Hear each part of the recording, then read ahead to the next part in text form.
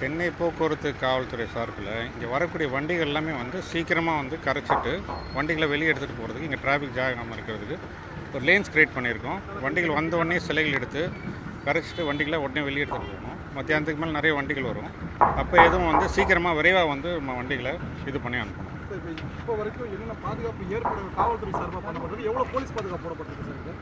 இல்லை, இங்கே ஒரு 1000க்கு மேற்பட்ட போலீஸ் போட்டிருக்காங்க. பட் அதெல்லாம் டிராஃபிக் போலீஸில் அங்கே வரக்கூடிய என் ரூட் எல்லாமே டைவர்ஷன் பாயிண்ட்ஸு எல்லா இடத்துலையுமே வந்து ஆள் போட்டிருக்கோம்.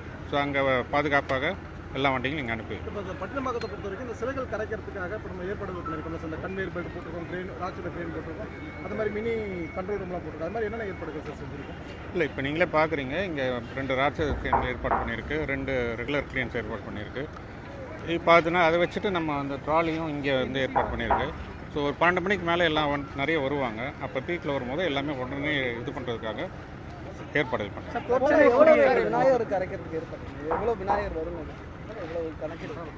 இல்லை, இங்கே வந்து சென்னை மாநகரத்தில் வந்து 4 இடத்துல கரைக்கிறாங்க. அங்கே நார்த் சென்னையில் காசிமேடு, திருவற்றியூரில், இங்கே அப்புறம் இங்கே நீலாங்கரையில் ஒரு இடத்துல கரைக்கிறாங்க. எல்லா இடத்துலையுமே இங்கே ஏற்பாடு பண்ணியிருக்கோம். இது சென்னை மாநகரம் மட்டும் இல்லாமல் தாம்பரம், ஆவடி அங்கேருந்துமே வந்து சிலைகள் வந்து இங்கே வருது. எல்லாமே சிறப்பாக.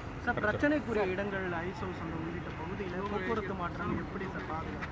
இல்லை, அந்த தடை செய்யப்பட்ட பகுதிகளுக்கு அந்த சிலைகள் போகாமல் இருக்கிறதுக்கு இது போலீஸ் போட்டிருக்கு.